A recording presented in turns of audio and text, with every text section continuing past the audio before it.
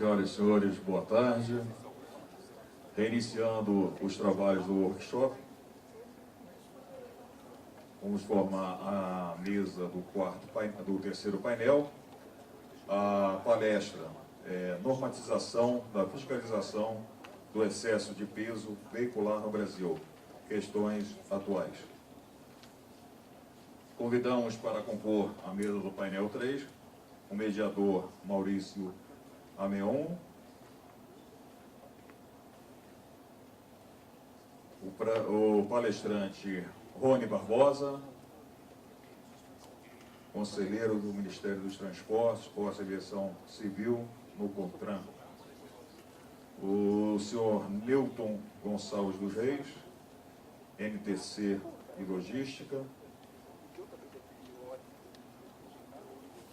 o senhor Lélio Brito, consultor de Tecnologia de Transportes,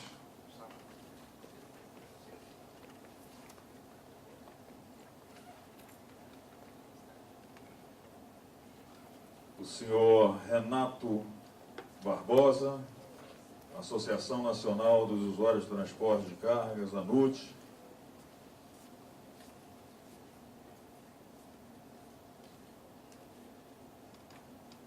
gentileza, podem se sentar.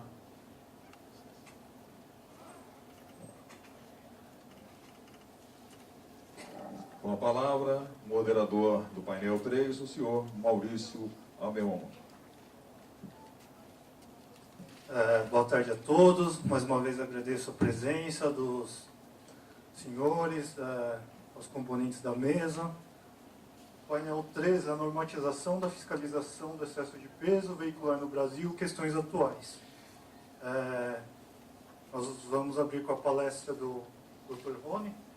Dr. Rony é doutor em transporte pela Universidade de Brasília, mestre em engenharia de transportes pela Universidade de São Paulo, especialista em engenharia de produção e logística, especialista em gerenciamento de projetos, engenheiro civil formado pela Unesp, professor efetivo da Universidade Estadual de Goiás, analista de infraestrutura do Ministério de Planejamento, Desenvolvimento e Gestão, atuando no Ministério dos Transportes, Portos e Aviação Civil, como coordenador geral de gestão da informação na Secretaria de Política e Integração, conselheiro titular, representante do Ministério dos Transportes no CONTRAN, e possui 20 anos de experiência na área de transportes no setor público e na iniciativa privada.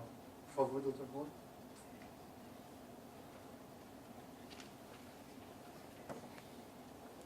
Conforme já informado, este evento aqui está sendo filmado e posteriormente estará no canal NTT no YouTube.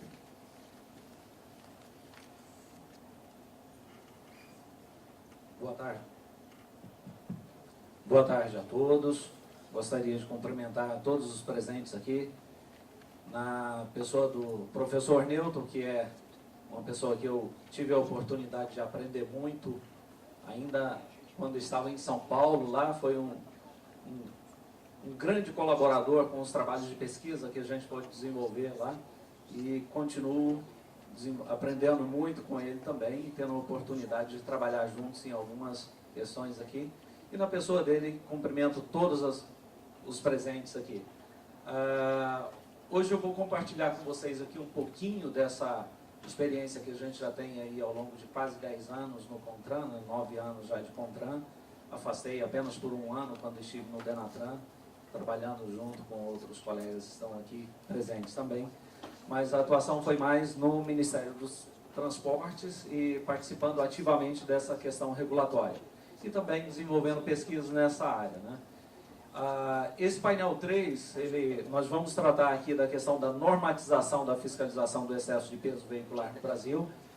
E eu vou procurar mostrar para vocês uma breve contextualização histórica e como é que a gente tem trabalhado essa questão no CONTRAN e como têm sido feitas as discussões aí, inclusive com o setor privado, com o setor produtivo, e até mesmo no Fórum Permanente do Transporte Rodoviário de Cargas, que a gente tem reuniões mensais lá no Ministério, né, junto com os embarcadores, transportadores, caminhoneiros autônomos, com a participação de governo também, muito mais como mediador.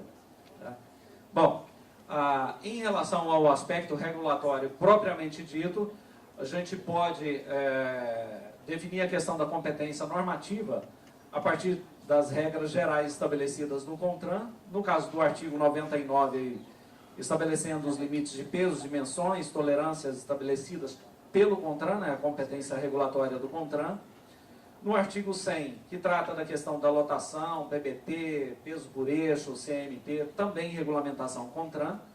Artigo 101, especifica a questão da AET, né, da Autorização Especial de Trânsito para CVCs com pesos e dimensões excedentes. Não trouxe diretamente o texto da lei, não achei pertinente, mas já foi até passado aqui essa mesma questão, não vou perder muito tempo com isso. No caso do artigo 117, a inscrição em local visível desses dados básicos aí de pesos e dimensões de veículos. Então, de uma forma bastante sintética, do ponto de vista da competência normativa e regras gerais do CONTRAN, do CTB, seriam essas aí.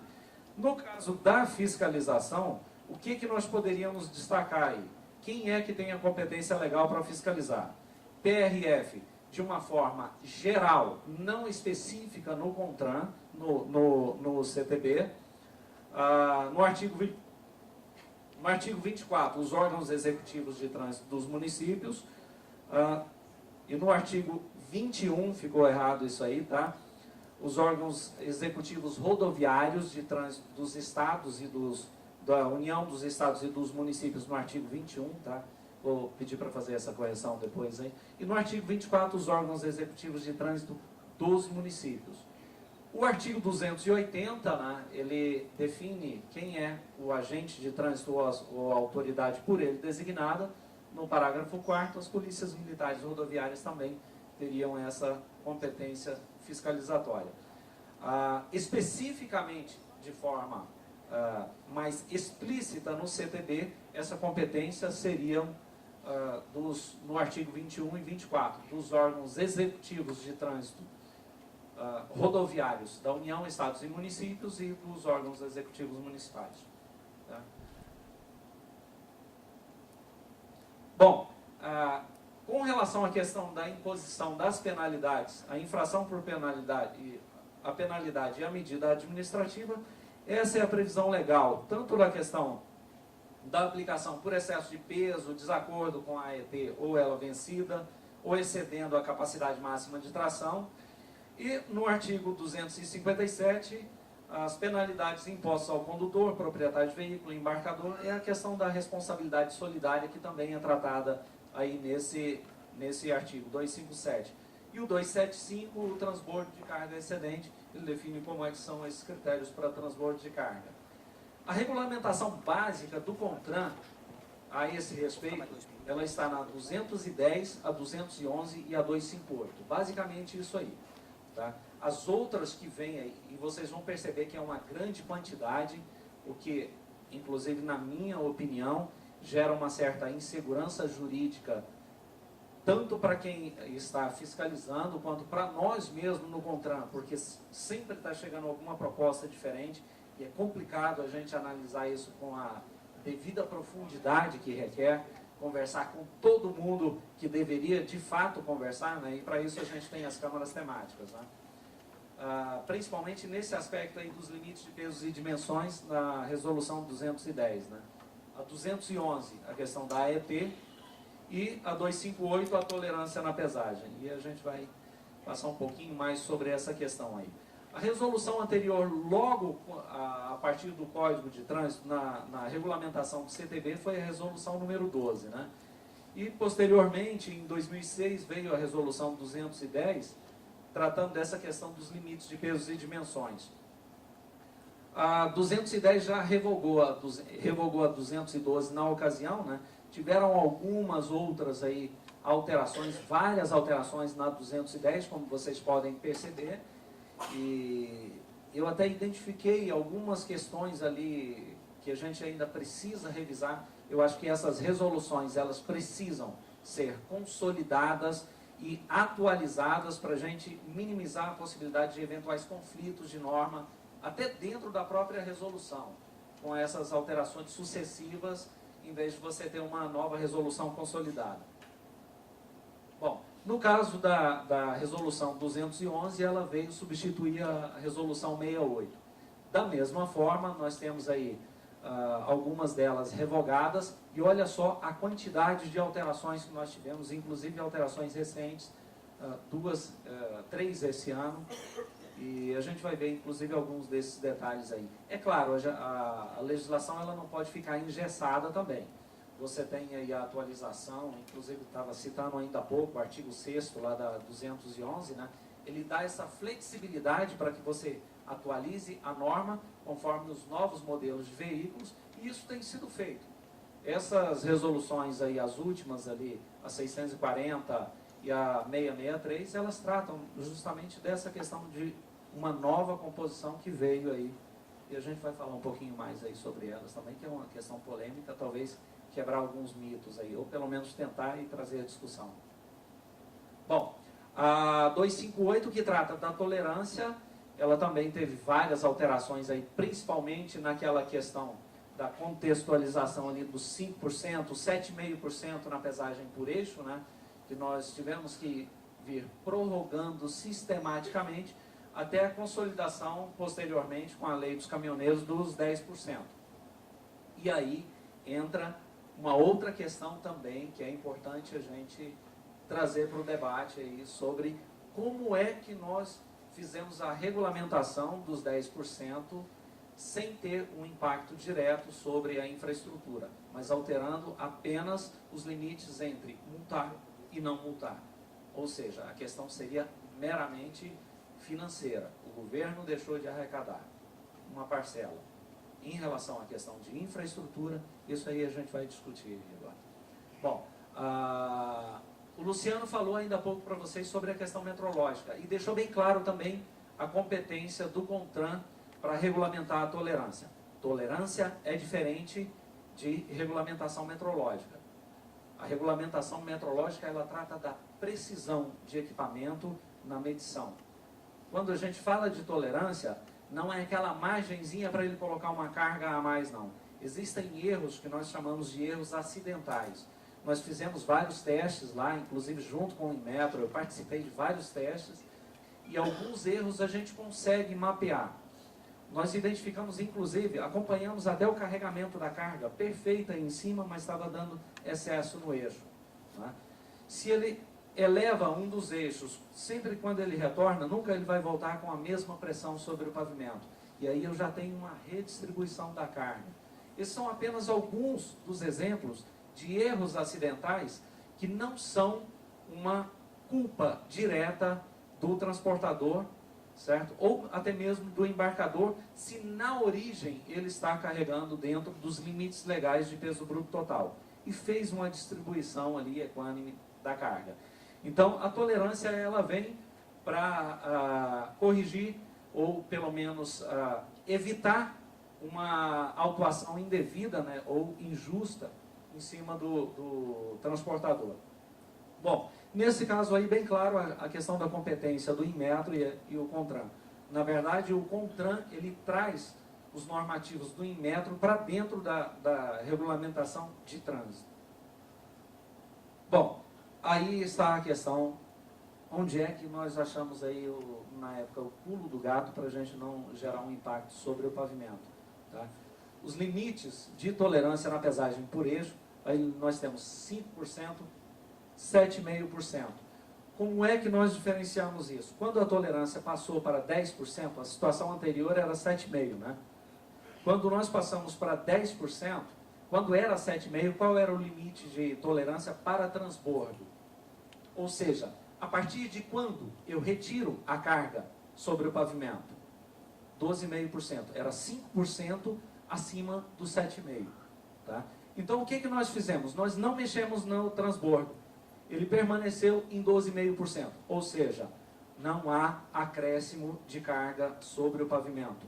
Nós mudamos o limite entre multar e não multar ali. Então, foi essa a grande sacada que a gente achou aí esse caminho. Então, a conclusão que a gente chegou aí nesse ponto aí foi a seguinte: foi alterada apenas a condição de ser ou não ser multado no peso por eixo. Como os limites para fins de transbordo não foram alterados, não houve acréscimo de carga sobre o pavimento, além daquelas que já existiam ali, né? Então, não há custos adicionais à infraestrutura do pavimento e, portanto, não há que se falar em reequilíbrio neste caso. Bom, aí apenas para trazer para a discussão também a questão dos limites de peso por eixo, apenas uma análise comparativa de quais são os limites. No Brasil, Argentina, Chile, Peru, a gente tem diferentes limites, inclusive o limite do Mercosul, que já foi internalizado via decreto, e o CONTRAN também regulamentou esses limites. Os veículos nacionais e os veículos de fora que transitam no território brasileiro obedecem àqueles limites de peso por eixo estabelecidos para todo o Mercosul. Tá? Bom, evidentemente, há uma forte pressão para que a gente aumente esses limites. A gente sabe disso, existem processos já históricos lá no Denatran, tramitam na Câmara Temática, e a gente tem discutido isso. É possível aumentar? Sim. Nós já quantificamos, inclusive financeiramente, qual é o investimento necessário. Qual é o grande problema que nós temos hoje no país? Nós temos um método de dimensionamento, e todos os nossos pavimentos foram dimensionados para aquela condição, daquele método, e não suporta essa alteração, a menos que eu tenha um investimento devido compatível com essa necessidade de adequação da infraestrutura. É claro, não podemos pensar também em parar a economia, a evolução da indústria automotiva está lá, olha. A indústria automotiva está anos-luz na frente da engenharia rodoviária, em particular na engenharia rodoviária brasileira. Nós paramos no tempo no método de dimensionamento da década de 60. Então, precisamos evoluir, temos consciência disso, mas é preciso que tenhamos mais investimentos também na infraestrutura para que a gente possa suportar um eventual aumento desses limites de peso por eixo também. Ok? Agora, um outro lado que existe também, e isso a gente experimentou lá na questão dos ônibus. Tá? Esse mesmo problema ele é enfrentado nos cavalos tratores produzidos, principalmente produzidos até 2012, a partir de 2012. Com o advento da fase P7, né, Proconv P7 de emissões, né, que nada mais foi do que a internalização do padrão Euro 5, né, de emissões, né, e com isso os veículos, foi na verdade a gota d'água. Os veículos ficaram mais potentes, no caso dos cavalos tratores, os caminhões, né, ficaram mais potentes, mais pesados. Os cavalos tratores que na década de 80 eram de 5 toneladas e meia até 6 toneladas e meia, hoje tem 8,5 até 9 toneladas e meia. Né? E a configuração continua basicamente a mesma, um eixo simples na frente e um simples de rodagem dupla atrás, ou então um tandem duplo. E agora já tem o tandem triplo já no mercado aí, nos cavalos tratores também. Não está na portaria 63 ainda.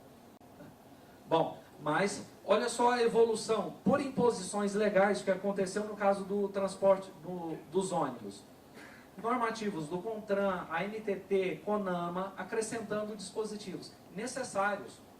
As pessoas se tornaram mais exigentes em relação a requisitos de segurança e conforto, e as normas acompanharam isso. Né? Então nós tivemos aí o cinto de 3 pontos, que não é só o cinto, existe toda uma estrutura de ancoragem do cinto. Eu discuti aqui na Casa Civil, inclusive com a Secretaria de Direitos Humanos, a questão do elevador em todos os ônibus. Eles queriam colocar nos ônibus já em circulação no mercado. Eu falei, espera aí, esse ônibus foi projetado com uma estrutura para suportar a torção, né? Num eventual tombamento desse ônibus, ele vai, com certeza, ele não vai ter o mesmo comportamento de uma estrutura que foi projetada para suportar isso, né? Então, mas mesmo assim, esse normativo ele passou, não tenho nada contra isso, eu acho que nós temos que avançar, tanto nas questões de acessibilidade, segurança, tudo, mas precisamos avaliar a compatibilidade também com a produção de veículos que não é produto de prateleira. Ônibus, caminhão não é produto de prateleira, existe uma programação de produção e toda e qualquer medida normativa, ela impacta ao longo do tempo. Então você precisa de adequação no parque produtivo, tudo. Então as pessoas às vezes perguntam por que o CONTRAN não implantou isso ainda. Nós discutimos, criamos inclusive agora recentemente uma agenda positiva para discutir, não apenas aqui no Brasil, mas trazer as experiências de fora e lá fora conhecer isso. O Milton, que está aqui presente, olha, participava sistematicamente das reuniões lá no WP29, WP1, que discutem as questões de segurança veicular, e a gente internaliza isso sempre que é possível. Mas só para ilustrar isso aí, olha, os veículos ficaram, no caso dos ônibus, mais pesados, 1.700 quilos, e eles conseguiram, com a evolução, reduzir em torno de 700. Mas só aí já foi um acréscimo de 1 tonelada. Para vocês terem uma ideia, um ônibus com meia carga, ele pode dar excesso, e com carga total, não. Acontece isso. Porque você tem, quando as pessoas vão descendo do ônibus, há uma tendência a todo mundo deslocar para frente, né? Justamente no eixo simples, rodagem simples, que suporta menos carga. E às vezes dá excesso com meia carga. Né? Então, o que eu quis dizer com isso aí é que nem sempre existe má fé também do transportador. Então, o que nós precisamos observar? É que, no caso, principalmente dessa questão da aplicação subsidiária das multas pelo Ministério Público, eles têm aplicado aí multas de R$20.000 para cada infração de trânsito por excesso de peso. Que, evidentemente, pode-se dizer que há uma má-fé quando existe um excesso de peso bruto total, ou até mesmo da CNP, dependendo do limite, pode-se dizer que sim. Tá? Mas quando é apenas nos eixos, em função daquela questão do que eu falei, dos erros acidentais, não. Bom, aqui também de forma ilustrativa, como é que é feito o cálculo? Eu acho que a grande parte aqui, pelo menos os engenheiros da área rodoviária, sabem como é que a gente faz a equivalência de eixos para fins de dimensionamento de pavimentos. Nós transformamos cada tipo de eixo daqueles ali em um eixo padrão, de 8,2 toneladas. Dimensionamos o pavimento para N passagens desse eixo padrão. Então, se eu tivesse só eixo padrão, seria N passagens desse eixo. Mas como eu tenho diferentes combinações de veículos, eu vou traduzir a partir desse modelo que tem ali na frente, ali, aqui ele não aponta, mas vocês podem observar que é uma potência de ordem 4, basicamente todas as equações, tanto no modelo da AASHTO, quanto no modelo da USACE, que são os modelos que estão nos manuais do DENIT. Tá? Então, a gente faz essa conversão e dimensiona o pavimento. Por que eu estou mostrando isso para vocês? Para trazer aqui uma questão bastante polêmica e recente agora, que foi a questão da regulamentação das CVCs de 91 toneladas. Comparando aí a de 74 com a de 91, olha só o que acontece. Nós temos ali os fatores de equivalência, ali, tanto pelo método da AASHTO, 6.9, pelo USACE, é bem diferente mesmo, pelos dois métodos, tá? Mas ali, olha, para transportar, por exemplo, 10.000 toneladas dia numa usina de cana-de-açúcar com a de 74 toneladas, são essas as combinações típicas, tá? A mais comum é essa combinação 2 aqui, seriam necessárias 261 viagens dia. Detalhe, de uma combinação com 4,40 metros de altura, 30 metros de comprimento, capacidade de 74 toneladas. Certinho? Bom, os modelos que foram regulamentados são modelos de 91 toneladas, tá?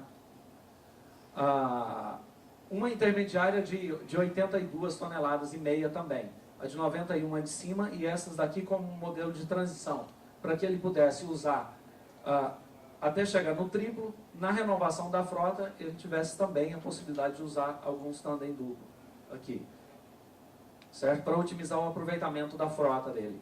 Bom, o que a gente conseguiria com essa situação? A de 91 toneladas, ela, além de ser mais leve, quando a gente compara, olha lá, a tara da de 91 toneladas, com a principal delas, que é essa 2. 35,8 e a nova composição 33,9. Só que a capacidade de carga 57 toneladas e a outra 38 toneladas, que é a principal, a 2. Então aí já dá uma diferença absurda. Olha o número de viagens, 74 e aqui 175 viagens. Com o mesmo comprimento, a mesma altura, só teria ali a diferença, a distribuição de eixos. Ok? Bom, uma pela outra, comparativamente, nós teríamos ali, vamos pegar só a 4 e a 2 ali, comparando. A combinação 4, que é de 91 toneladas, e a 2, que é aquela lá. 49% de melhoria na eficiência operacional, ou seja, o número de passagens. Lembrem-se, do ponto de vista operacional, eu tinha 200 e tantas viagens com caminhões exatamente o mesmo tamanho, só que esses com mais eixos e mais potentes. Portanto, eu tenho menos caminhões transitando na estrada. Ok? Bom, do ponto de vista da comparação dos fatores de equivalência, quando eu jogo isso para aquelas 10 mil toneladas, aquelas N passagens dia, ao contrário do que se imagina, mudar de 74 para 91, nesse caso ali eu teria uma redução de 30% no número N de passagens do eixo padrão. Então, é melhor para o pavimento e é melhor também do ponto de vista operacional, que eu tenho menos veículos com exatamente o mesmo tamanho, só mais eixo, maior capacidade. Tá? Então, desmistificando um pouco essa questão aí que foi muito polêmica, eu trouxe isso aí. E qual é a tendência? Onde queremos e mais, onde podemos chegar? Por que onde podemos? Que a gente tem essas questões aí também de limitação. No caso da infraestrutura, que eu citei, e até mesmo na questão da operação. Estamos em um processo de modernização do controle operacional e da fiscalização. Né? E esse processo não vai acontecer da noite para o dia, mas ele tem que começar. Nós começamos e eu acho que estamos indo muito bem, porque agora todos os órgãos de governo começaram a conversar. A experiência que nós tivemos em 2009 foi bastante sucedida, bem sucedida, do ponto de vista da integração, da elaboração do projeto. Mas logo em seguida, cada um começou a desenvolver o seu projeto de forma isolada, e agora nós estamos conseguindo resgatar isso de volta para trazer esse conceito. Ok? Então a tendência seria o quê? A telemetria embarcada, automação da fiscalização e controle, homologação de sistemas privados. O mercado já está desenvolvendo aplicativos para frete. Por que não colocar dentro dele a lei do tempo de direção e ele monitorar tudo isso e fornecer gratuitamente essa informação para nós? Nós temos a necessidade dessa informação. Eles querem ser fiscalizados. Nós temos as reuniões com os caminhoneiros. Por que eles querem ser fiscalizados? Quem trabalha sério quer ser fiscalizado, porque aquele que trabalha de forma irregular promove uma concorrência predatória no mercado e puxa o frete lá para baixo. E é isso, esse ciclo vicioso está acontecendo no mercado. Tá? E, obviamente, benefícios para o bom transportador, que é aquele que não vai precisar ser parado nas operações de fiscalização. Bom, em relação ao excesso de peso, como vocês viram, aí foi uma continha rápida que eu fiz, hoje mesmo eu montei esse gráfico aí, a partir daquelas equações lá, a partir do modelo da ASP, os fatores de equivalência de carga, em função dos diferentes eixos ali, ali simulando um excesso de 0, 5, 10, 15, até 50% de excesso. Observem lá qual seria o acréscimo na carga sobre os pavimentos. E em função disso, nós temos que pensar numa nova modelagem para a cobrança da multa, para que ela seja uma multa também progressiva. E dessa forma, a gente consegue fazer enforcement direto, sem a aplicação da medida administrativa. Retenção do veículo, e você tem que ser o fiel depositário daquela carga e do veículo, é um transtorno enorme para os órgãos de fiscalização. Tá? Então, a melhor medida é deixar ele seguir viagem, desde que não haja risco para a segurança. Obviamente, se houver risco para a segurança, ele tem que ser parado, evidentemente. E só seguir viagem a partir do transbordo. Né? Mas não estamos reinventando a roda. A média geral, cada estado tem tem a sua total autonomia nos Estados Unidos. Né? Mas a média geral lá, a multa é entre $40 e $40 mil. Né? Então, eu acho que a gente pode avaliar nessas discussões. Bom, estou com tempo e também já também. Bom, a nossa experiência desse primeiro projeto, gente, esse desenho nós fizemos em 2009. tá? Esses desenhos que eu vou mostrar para vocês. E a gente avançou, inclusive eu avancei nesses estudos aí, foi inclusive o tema da minha tese de doutorado, foi o CINIAV, né, que é a identificação automática de veículos. E a ideia é que a gente tenha um grande ganho em escala através da fiscalização eletrônica, agregando tecnologias. Nós já temos aí o OCR, a identificação ótica de caracteres, aí, já bastante disseminada, mas não tem a mesma precisão da identificação por radiofrequência. Tá?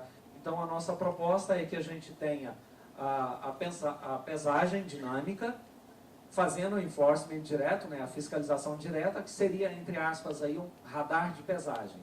Tá? Um levantamento de custos preliminar, aí, que o pessoal da Superintendência de Fiscalização aqui também, até o João Paulo comentou comigo isso aqui, entre 500 e 800 mil reais a gente conseguiria implantar cada ponto desse aí.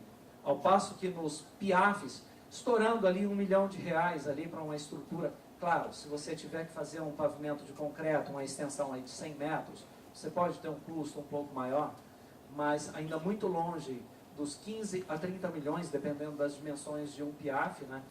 Não falo de excluir o PIAF, de forma alguma. Estou falando que o PIAF ele tem que ficar em pontos estratégicos, porque nós temos ali um custo operacional alto, onde eu tenho que manter agentes 24 horas, manter toda aquela estrutura, e aqui não. Isso aqui funciona de forma remota, autuação direta. Só vamos parar quem tem que parar. Né? E aí só o Canal Verde Brasil, são as experiências lá, ali os projetos DENIT. E por que a gente está trazendo essa questão aí da identificação por radiofrequência? E a gente falando de peso. Nós precisamos da informação da carga, foi um grande ganho a medida provisória 800, agora que criou a competência que a ANTT não tinha na Lei 10.233, sobre o transporte de carga própria. E eu costumo dizer que o transporte de carga própria, que quando ele pega aquela carga de retorno, eu chamo isso de prostituição do mercado do transporte rodoviário de cargas, porque ele leva a carga própria e traz a um custo baixíssimo, a um frete muito baixo, uma concorrência totalmente desleal, né? Pegando uma carga de retorno. E acontece com muitos outros também, com o transporte irregular, e fazem essa concorrência predatória. Né? Então nós temos que identificar o tipo de carga, através da comunicação eletrônica, da operação de transporte, e não mais de uma operação de frete, tá? Inclusive o transporte de carga própria com a declaração eletrônica, a identificação através dos sensores piezo, eu sei o quanto ele está passando, e eu tenho o valor declarado, eu tenho como usar a inteligência de sistemas para compatibilizar as informações, e atuar só nas listas de exceção. E a identificação do veículo por RFID. A proposta é levar o chip para a placa do veículo. Tá?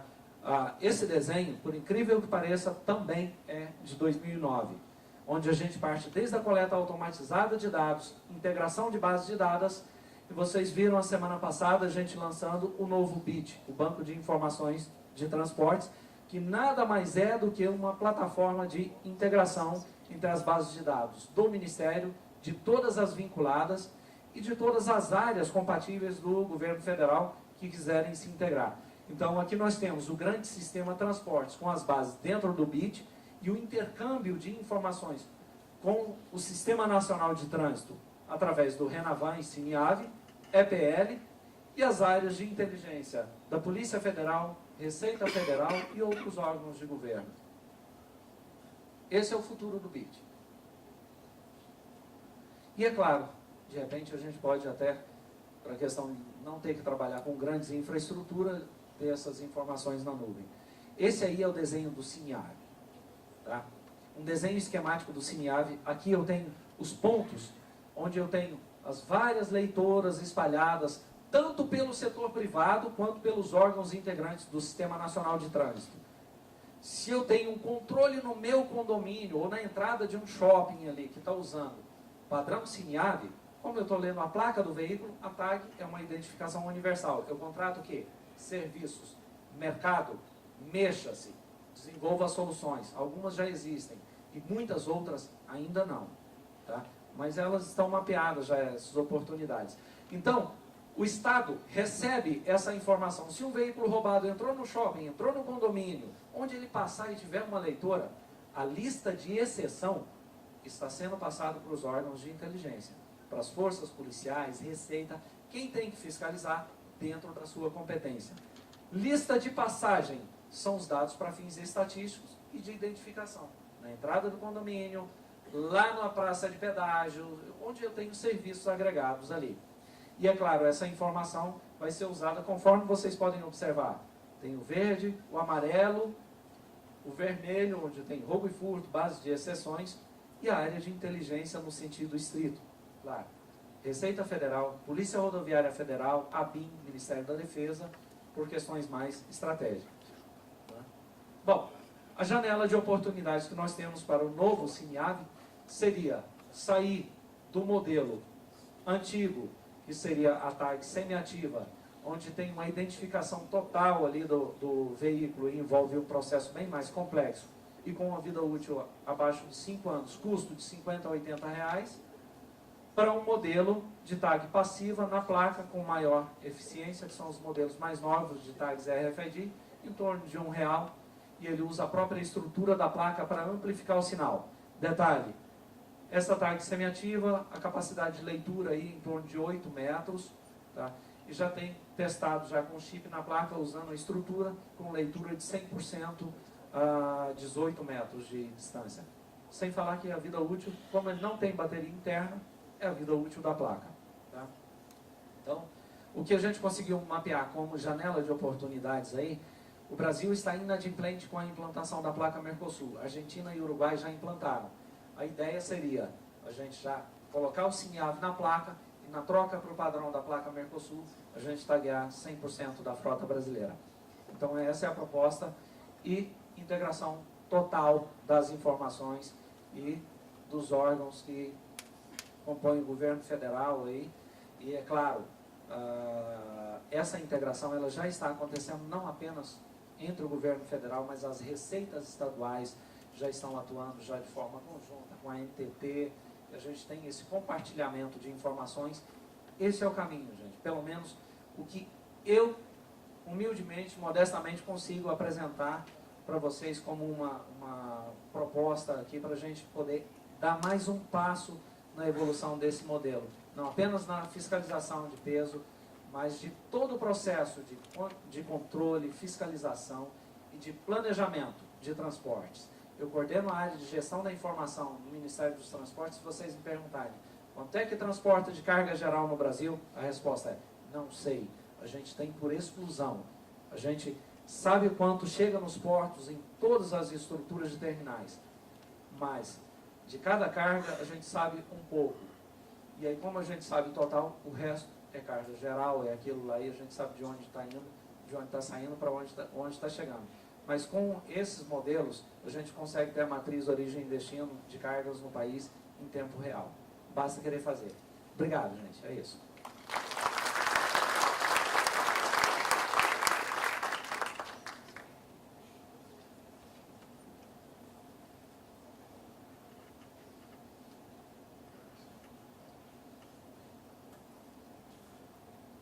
Agradecemos ao palestrante.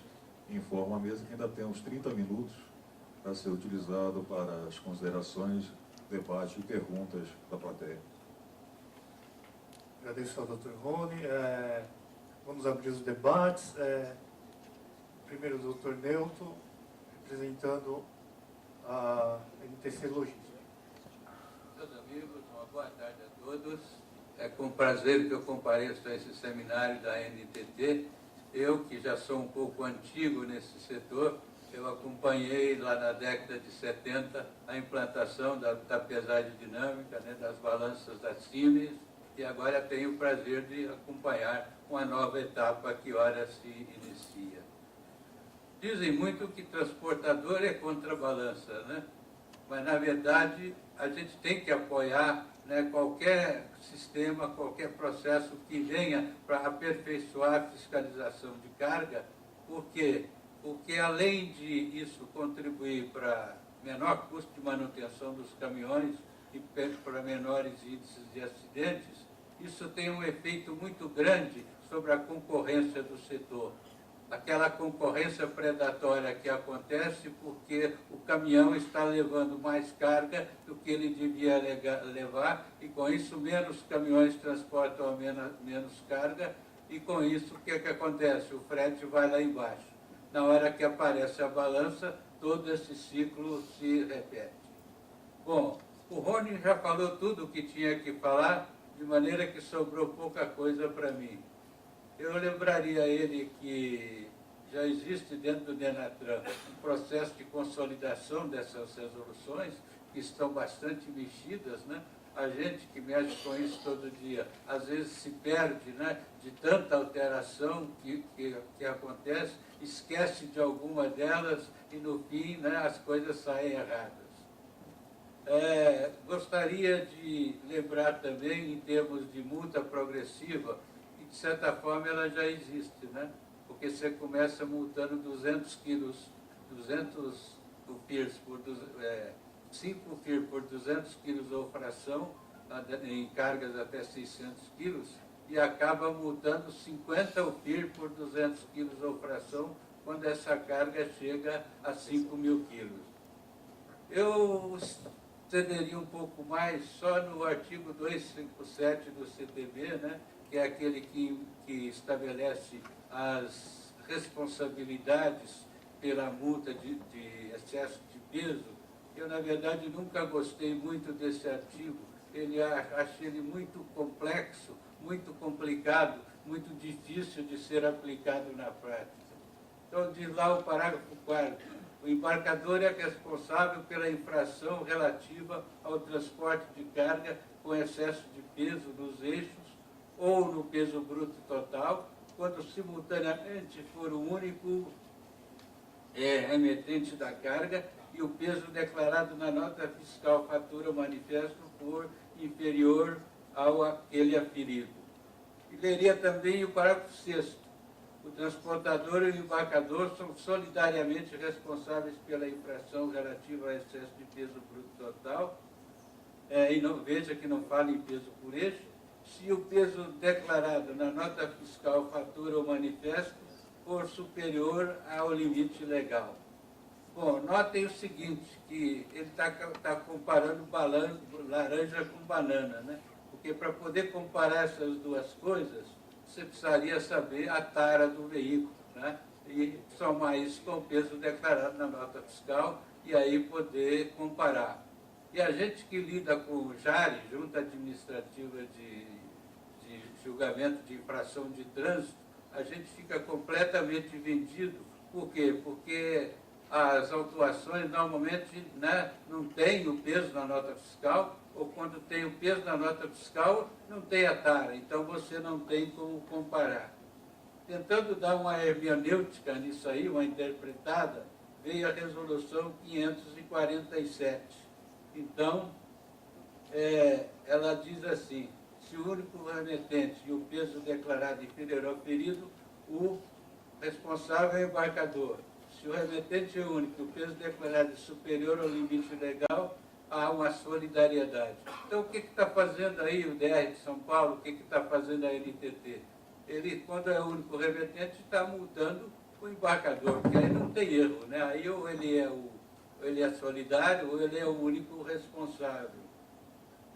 Foi previsto aí na resolução 547 uma tal de FIRI, né? Que seria um formulário de identificação do responsável pela infração, quando não for imediata a identificação do condutor, o que não está sendo aplicado na prática. Acredito que se houver essa pesagem dinâmica, ela terá que ser, de certa forma, aplicada.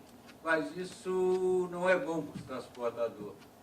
A parte forte e fraca na negociação de frete é o transportador. A parte forte, que me permita meu amigo Renato Voltaire, né? A parte forte é o embarcador. E aí eu tenho minhas dúvidas se o transportador vai querer levar isso para o embarcador assinar como responsável pela infração. Bom, tinha mais algumas anotações, mas para ganhar tempo eu agradeço a atenção e vamos para as perguntas.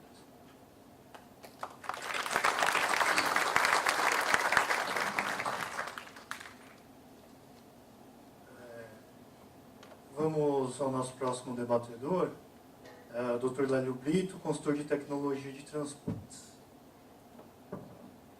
Boa tarde a todos. Queria inicialmente parabenizar a iniciativa, justamente da NTT, agradecer ao Daniel pelo convite, justamente pela oportunidade de estar aqui falando um pouco sobre esse tema que a gente já vem trabalhando há algum tempo. Eu acredito que parte a maior das grande importância que nós temos hoje aqui é o fato de nós termos tantas pessoas capazes de tomar decisão na direção de nós termos, de fato, um sistema de ferramenta de weight motion na direção de uma fiscalização. Ou seja, eu acho que é isso que está todo mundo buscando e esse acho que é o grande debate que nós temos aqui. Importante dizer que hoje de manhã a gente teve justamente a palestra do Dr. Flávio e do Dr. Luciano, da BCR e Metro, respectivamente, colocaram muito bem a questão da demanda das possibilidades de como a gente ultrapassar essas dificuldades que existem. Só que nós estamos também num painel falando um pouco sobre cargas. Então, queria falar para vocês que nós já tivemos alguns trabalhos desde 2011, onde a gente vem trabalhando com a ferramenta de weight motion, na direção de fazer a determinação dos excessos de sobrecargas rodoviários e no que seriam então os espectros. E eu acho que isso vem um pouco de encontro com o Dr. Rony falou agora, e peguei casualmente alguns dos números deles aqui, do número dele, para a gente tentar fazer um comparativo àquilo que nós já medimos e como é que nós vamos tentar resolver então essa questão da fiscalização rodoviária, de cargas. Os estudos que nós temos mostram, por exemplo, que 15% dos eixos simples de roda simples, eles estão com aproximadamente 18% de sobrecarga. E que 20% dos eixos tandem duplo, chegam a ter 44% de sobrecarga, em média, dos veículos sobrecarregados. Então, se nós avaliássemos justamente os números que o Dr. Rony colocou dos fatores de equivalência de carga, isso levaria justamente a um excesso justamente da parte de degradação do pavimento de 83% a 120%, de acordo com a conta rápida que o Dr. Rony fez. Então, acredito que a gente tem que realmente discutir se nós queremos utilizar a ferramenta de weight motion para fazer uma fiscalização dos veículos que estão com mais do que 10% de sobrecarga, ou se a nossa discussão é tentar justamente fazer a determinação dos 2,5%, a 0,5%, a 5%, a 7,5%. Eu acho que as sobrecargas elas estão tão mais elevadas justamente que os 10%, que nós temos aqui um espaço para utilizar essa ferramenta justamente numa direção quase que imediata, com os conhecimentos que se tem, na tentativa justamente de coibir uma parte significativa do que nós estamos vendo justamente de degradação dos pavimentos. Mais do que isso, o Dr. Rony colocou também muito bem a questão do quanto paramos no tempo da engenharia rodoviária no país. Como acadêmico, e também, casualmente, existe nesse momento um evento muito importante no Brasil na parte de transportes, que é a ANPET. E a ANPET, no dia de hoje, inclusive, faz justamente um mini curso sobre o novo método de dimensionamento de pavimentos. Eu gostaria de ressalvar o fato justamente de que talvez nós não tenhamos parado de fazer uma discussão sobre a degradação dos pavimentos. O que existe, na verdade, é uma estanqueidade da normatização, certo? Então, ou seja, nós estudamos, nós entendemos a degradação e nós já somos capazes de calcular isso, certo? Temos conhecimento justamente dos avanços dessas metodologias. E eu acho, se o me permite, não vou dizer discordar, mas fazer um contraponto à questão justamente da lei do caminhoneiro, que se discute muito sobre existir ou não um impacto diretamente à malha viária, certo? Eu acho que talvez não exista, mas eu acho que ela está aberta justamente aí para ser discutida, Parece que as nossas sobrecargas elas são tão elevadas que sim, eu acredito que se esses números que eu falei agora há pouco, eles estão presentes, a gente demonstrou isso com um estudo de 1 ano, então acho que a gente não pode, talvez, vendar os olhos e dizer que não há um dano à infraestrutura. E nós fizemos, inclusive, um cálculo, num trabalho de conclusão de curso, onde a gente avaliava o quanto se arrecadaria em multas, com a valor presente que nós temos hoje, caso todos esses veículos que estão sobrecarregados fossem multados. E o valor excede muitas vezes o custo da manutenção necessária. Então, se parte do custo que nós teríamos justamente da parte de arrecadação vinda das multas, fosse justamente a quem trabalha na parte de manutenção da infraestrutura, esse resultado seria superavitário.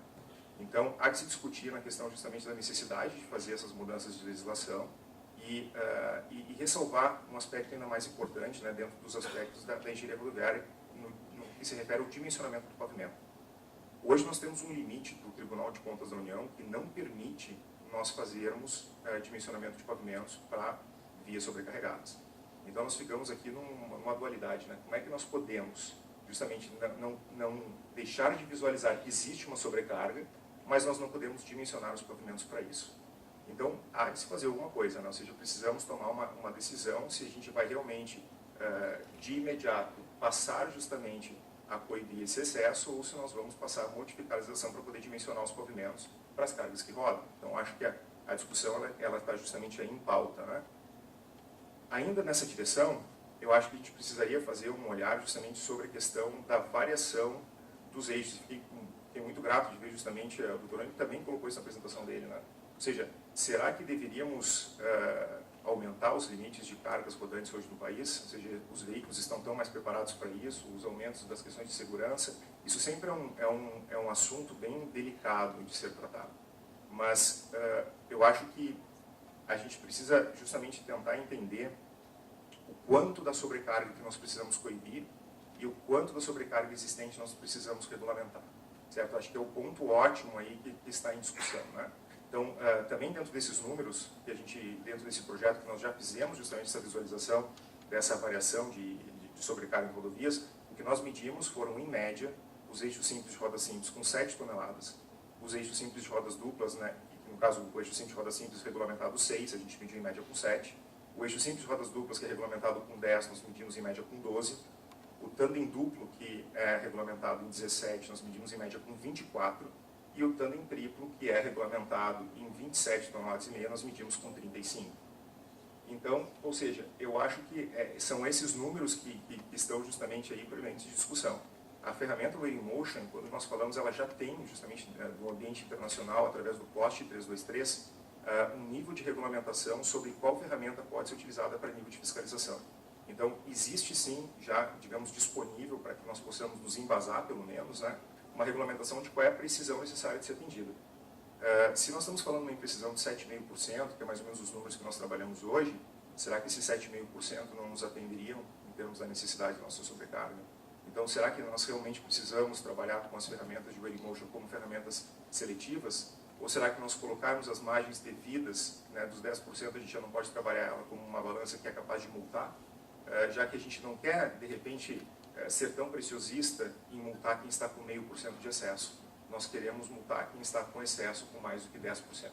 Então, eu acho que esse seria a mensagem que eu gostaria de deixar, dizer que a gente já conhece a tecnologia, a gente já está implementando ela, nós já estamos discutindo ela já está presente, e eu acho que agora o que passa a se discutir justamente com todos que estão aqui é o fato de a gente poder justamente falar sobre como fazer essa movimentação. Eu acho que esse é o horário do café que eu acho que a gente tem que discutir, a gente tem que fazer justamente esse azeitamento de opiniões, né, e ver como é que nós podemos passar para a próxima fase. E só gostaria de finalizar justamente dizendo que dentro desses elementos que nós temos disponíveis, a gente tem um projeto justamente ali com a Triunfo Consebra. A Triunfo Consebra no Rio Grande do Sul já fez projetos desde 2011.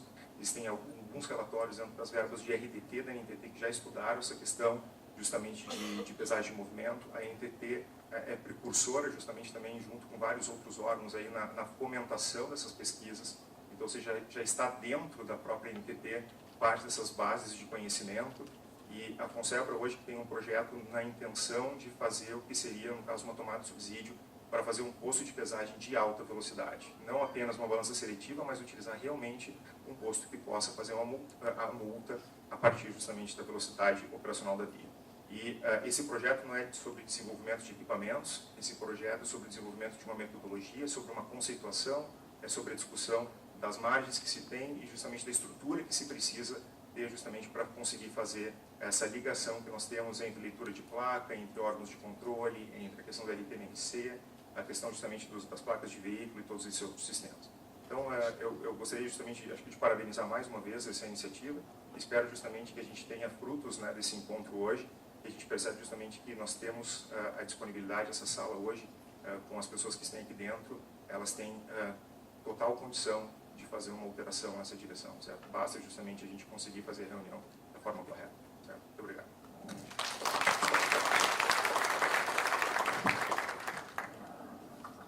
Com a palavra, Dr. Renato Voltaire Barbosa, representante ANUT.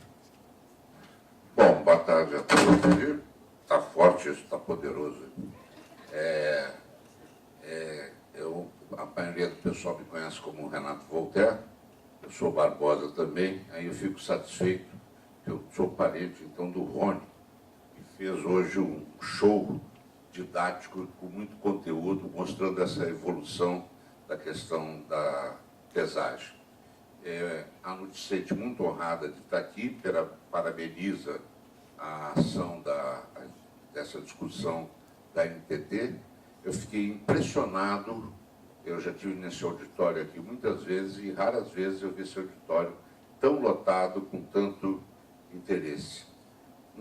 Esse é um assunto, vamos dizer, palpitante, né, que mexe com todos nós, porque ele mexe com o pavimento, mexe com o patrimônio brasileiro, que são suas rodovias pavimentadas, e a questão de a gente eventualmente estar fazendo um desgaste desnecessário desse processo. A LUT vem, desde que saiu a 258, num esforço enorme de se adaptar e carregar adequadamente os seus veículos.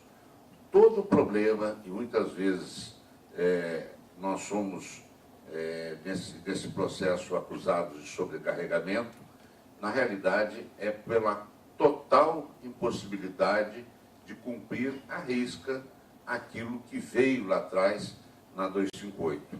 E aí nós tivemos um movimento, que é um movimento exemplar, na questão da pesagem, que foi uma articulação nossa, dos usuários, com o pessoal do setor transportador, e aqui eu me socorri muitas vezes com o professor Neuto, que ele, embora seja a minha contraparte do setor transportador, ele é meu oráculo, então a gente também trabalha, ele que me ensina como é que a coisa funciona.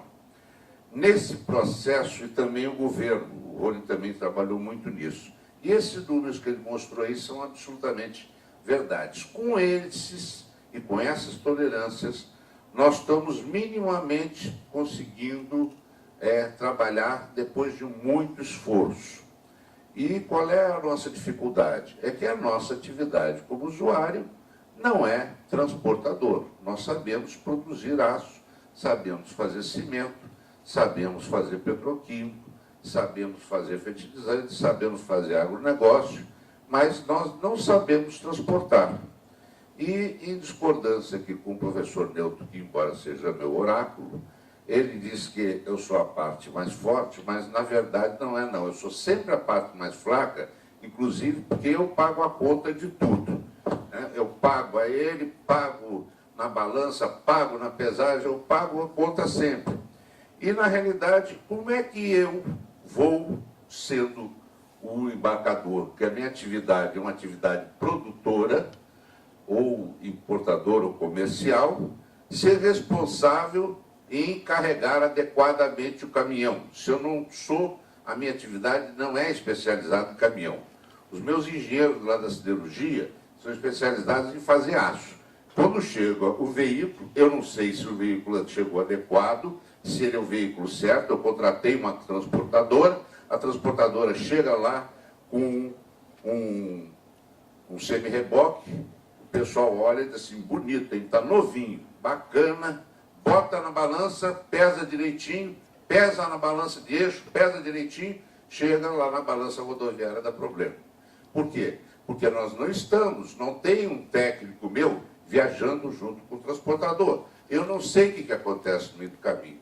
Então, eu concordo com o professor Neuto, que nós temos que mudar a 257, mas dizendo sim, que toda a responsabilidade pela questão de peso por eixo é do transportador.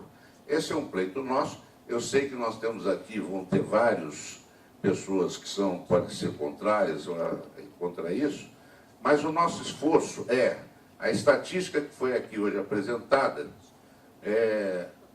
na evolução da pesagem da NTT, só 3%, 0,3% foram autuadas. Então, quer dizer, seria pouca autuação, né? Pelo que eu fiz a conta da estatística, posso ter feito errado, mas nós, embarcadores, queremos reduzir mais. Nós não queremos ter chateação com multa, não queremos descumprir lei, não queremos fazer nada disso. E, quando saiu o Canal Verde, nós tivemos a iniciativa de levar, inclusive, a NTT lá para o seio da LUT para explicar, dizendo para o pessoal o seguinte, olha, tenho responsabilidade no processo de embarques, porque o canal vai controlar as cargas, ver o caminhão que você está colocando, o minimamente a gente faz. Mas eu não posso ser responsável em distribuir carga no caminhão e fazer conta, porque eu vou contratar, então, um engenheiro ou o transportador fornece um técnico para mim especializado, eu pago a ele esse técnico, mas que a multa não venha no meu nome. Eu faço qualquer negócio aqui com o neutro, mas a multa não pode vir para nós. Nessa questão de peso é tão grave que no pré-10% houveram contas e mais contas mágicas, aí dizendo que a gente quebrava 50% da manutenção do peso da via, era por excesso de peso, e esse excesso de peso era por esses grandes embarcadores. Elegeram lá 100 empresas minhas, por um critério lá que a gente está tentando descobrir até hoje, e tem ações que hoje pararam no STJ, fazendo um processo de jurisprudência em que, além da multa progressiva que o Rony está propondo aqui, que eu concordo, pode fazer multa crescente, não tem problema nenhum, eu acho que quem erra mais paga mais, só que não sou eu que erro, é o transportador. E aí, essas ações agora têm uma multa indenizatória de 15, 20 milhões. Então, da seguinte forma, cada embarque que for feito a mais errado, paga mais 10 mil. Então, nós estamos lá com ações, assim, as baratinhas estão na faixa de 15 milhões. Né? E eu até vou pedir, eu vou levar esses números todos, esse conhecimento todo aqui, eu não sou especialista no processo, para levar lá para o processo, para dizer para o seu juiz lá, eu digo, olha, entenda que isso aqui realmente não dá para fazer. Então, essas são as nossas preocupações. Eu sou um pouquinho mais novo que o Neutro, também já estou passadinho. Desculpe.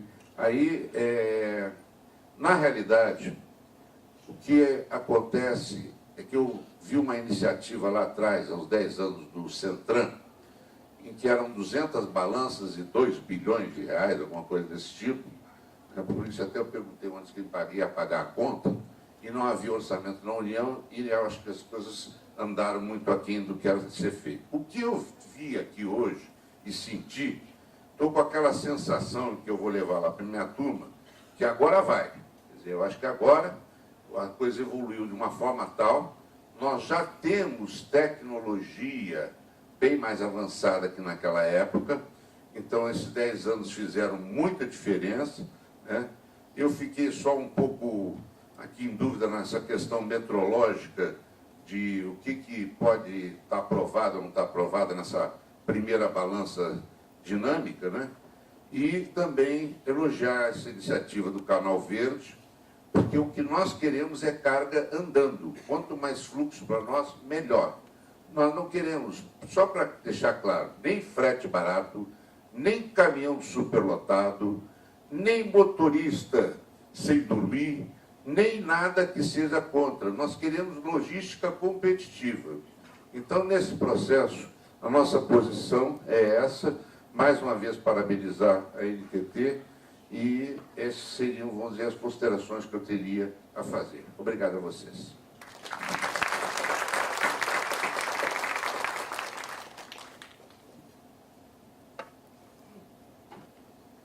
Creio que ainda temos um tempo, vamos abrir para as perguntas. Podemos abrir agora para as perguntas da plateia. Alguém gostaria? Por favor, aqui. Por favor, seu nome e entidade que representa.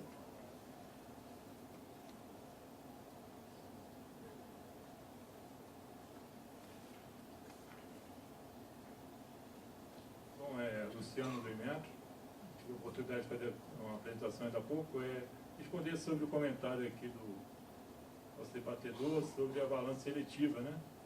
Explicar para a plateia aqui que a balança seletiva ela não é aprovada pelo IMETRO, foi uma decisão ali do nosso Comitê de Metrologia Legal, e a gente realmente decidiu ali no comitê que isso não iria entrar no objetivo do regulamento, porque a balança seletiva ela não aplica a multa.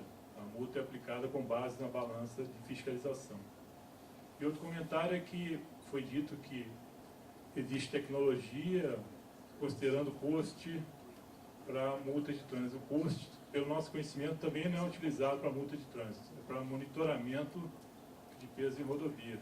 Então, é um processo estatístico diferente do processo que nós utilizamos com a Organização Internacional de Metrologia Legal, que faz uma conta em cima de 100% das medições, não método estatístico. O método estatístico é feito para controle de monitoramento de rodovia e pesquisa. Só esse comentário que eu faço. Alguém mais?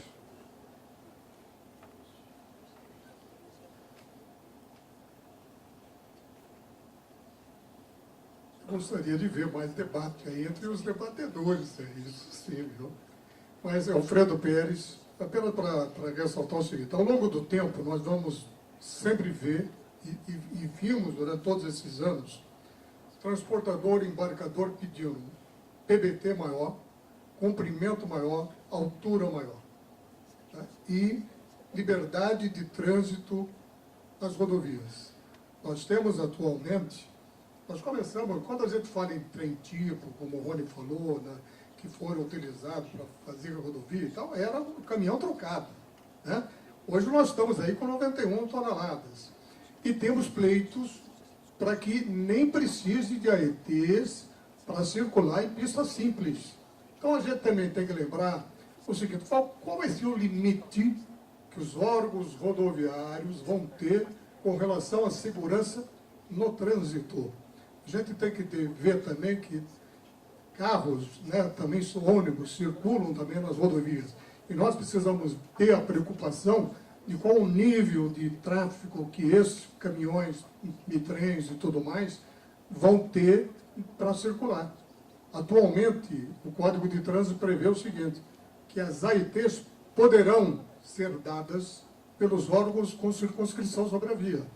Mas nós temos um projeto de lei dizendo que os órgãos de circunscrição concederão as AETs, inclusive para eventos aí de cargas indivisíveis. Então nós precisamos ver também, não só o problema de pesagem, que é importante, que a gente tem que fazer, mas a gente tem que ver também o sistema de segurança global das rodovias. Porque quando a gente for ver o número de acidentes e número de mortes que envolve caminhão e ônibus, nós vamos ver que, embora o número menor de acidentes, o número de mortes é maior.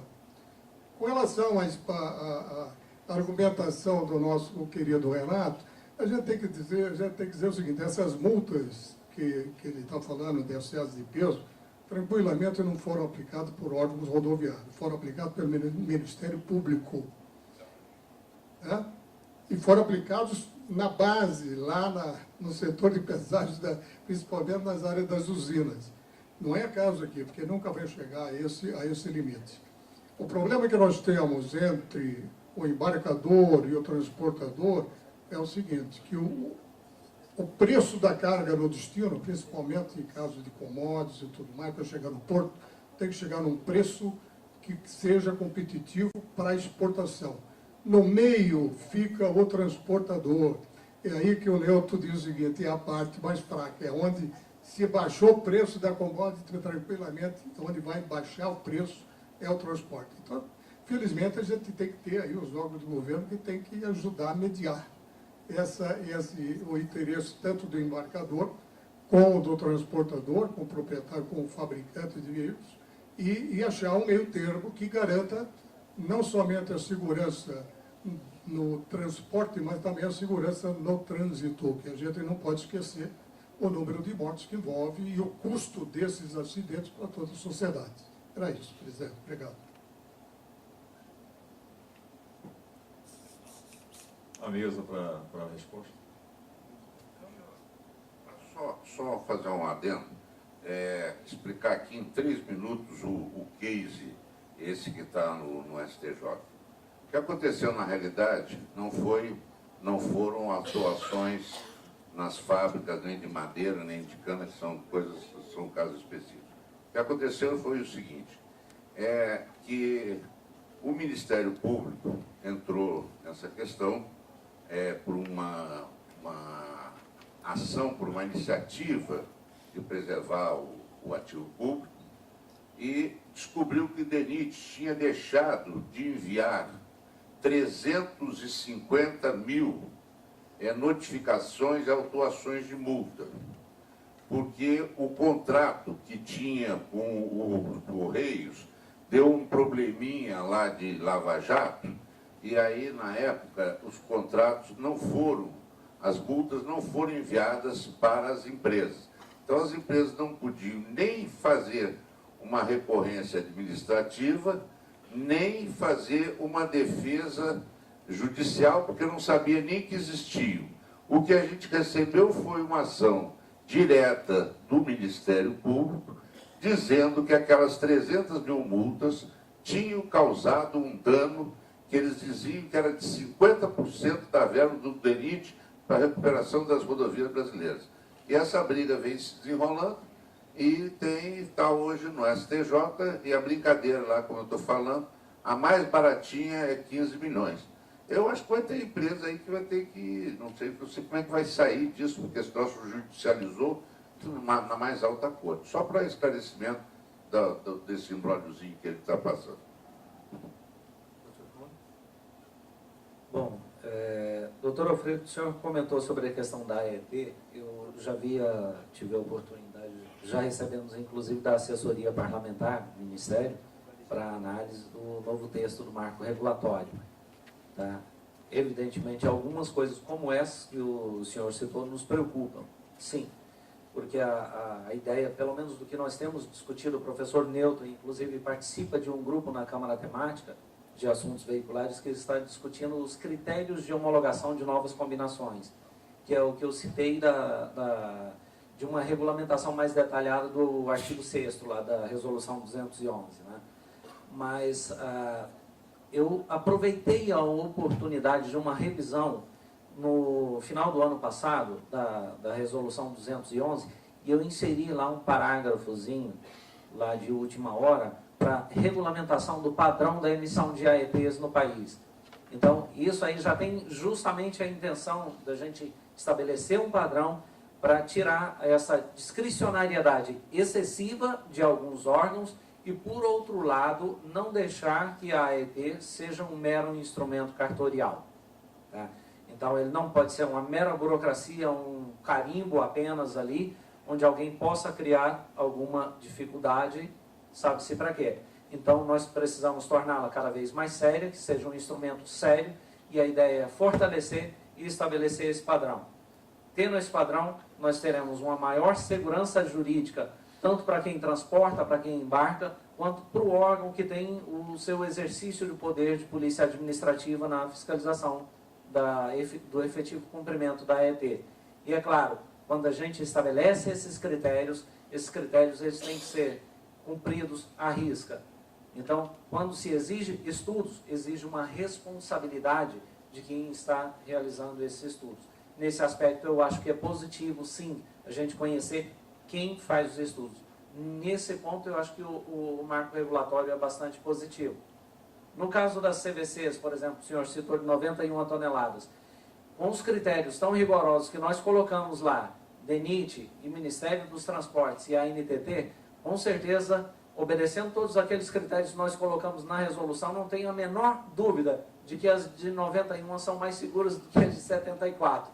Porque para os polos geradores de tráfego, que é a situação limitado aí ao trânsito de 100 km, que é suprimento de parques industriais, eles têm critérios a serem cumpridos, fazer um monitoramento anualmente através da apresentação desses estudos, e o órgão que está recebendo esses estudos, ele tem a competência legal e mais, o dever de analisar com o devido rigor esses estudos.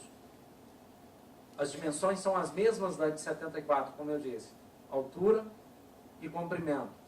Então, nós temos, e é claro, evidentemente com um veículo mais potente e com mais eixos, né?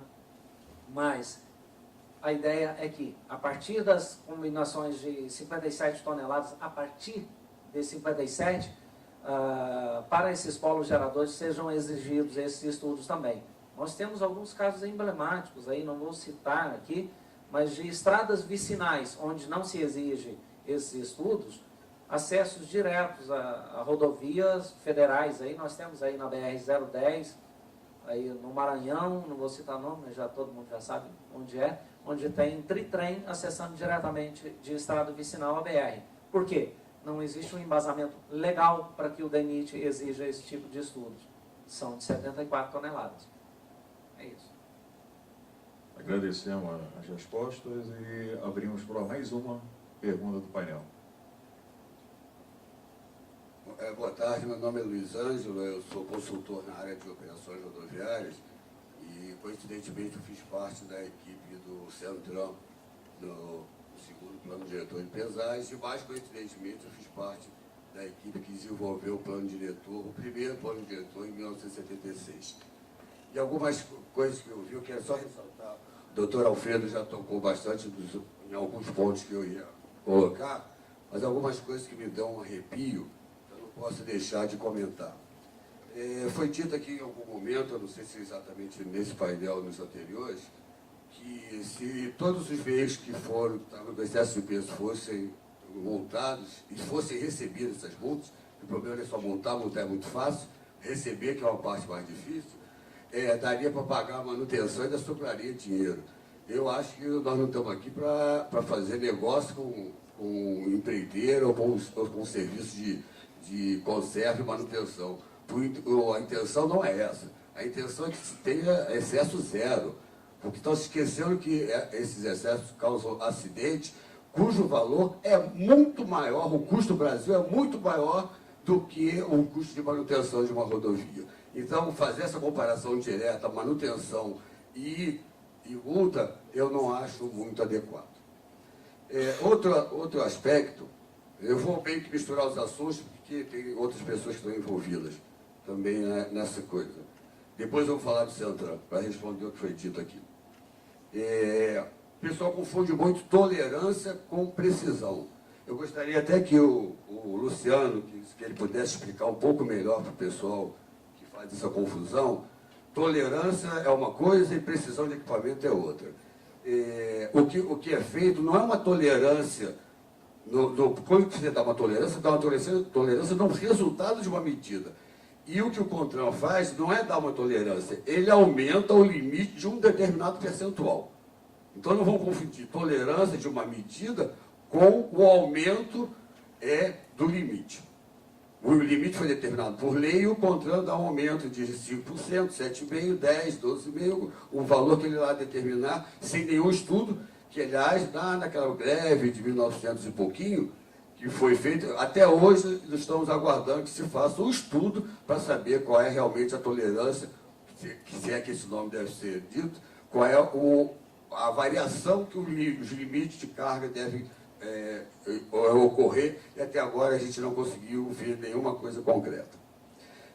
Eu tenho um pouco de preocupação também com relação ao tratamento que vai ser dado nas tolerâncias, nas remanejamento e transbordo de carga, porque você autuar e deixar ele continuar estragando na estrada também não é legal. A gente sabe das dificuldades que foi citada aqui com relação a ser fiel ao depositário.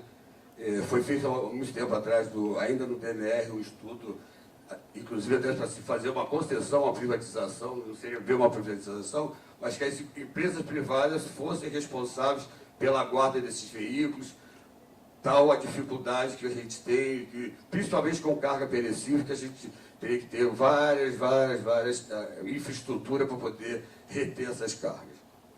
Muito bem. Alguma coisa de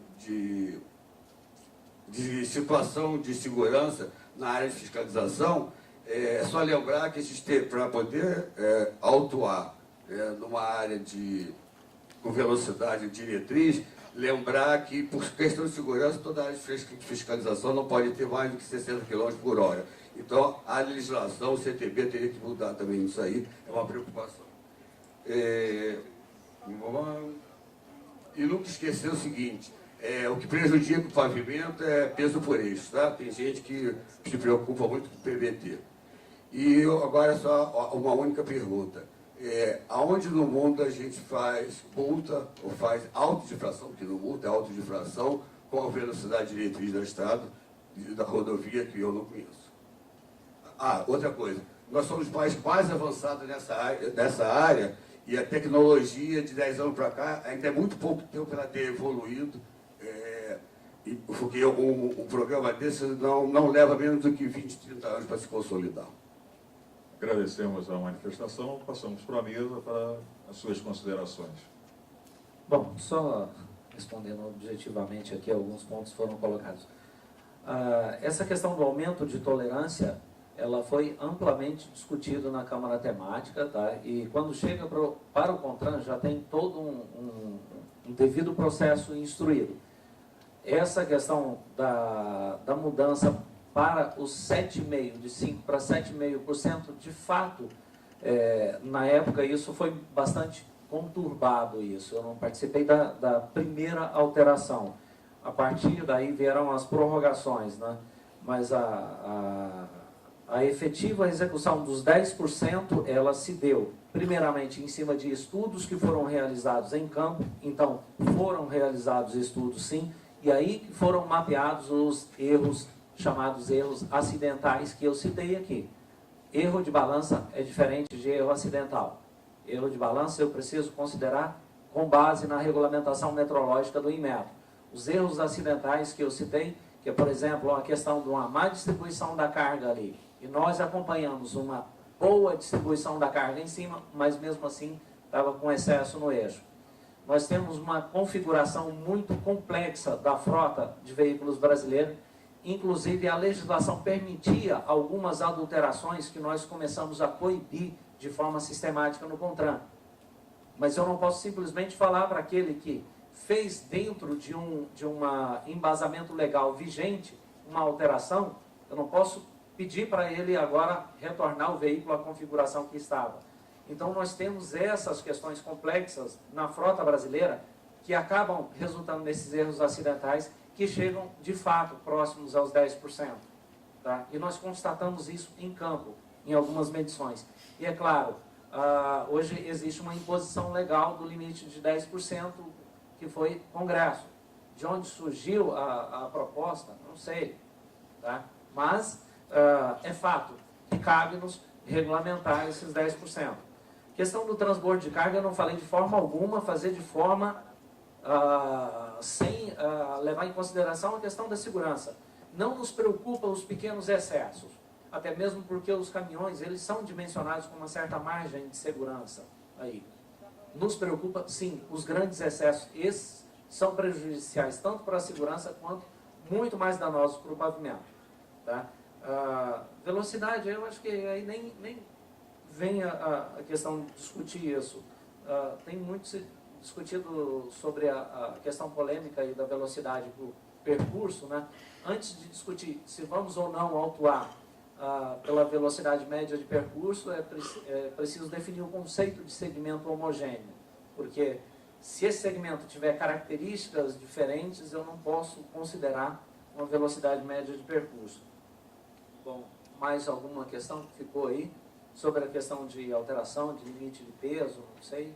Ficou faltando dizer em que país que se autua.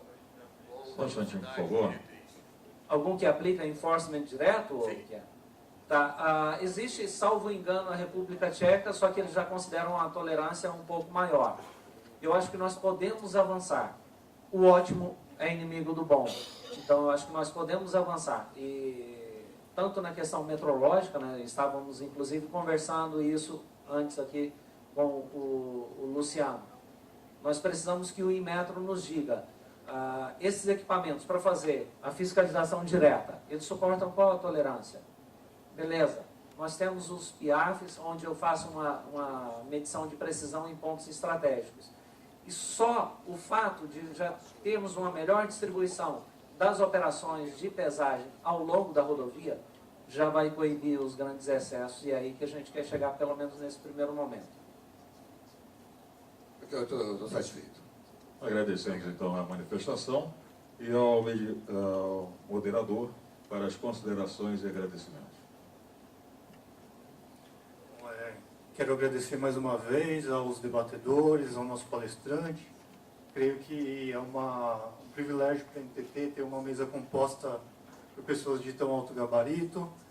Agradeço mais uma vez a presença dos ouvintes e está encerrado o terceiro painel. Faremos agora um pequeno intervalo.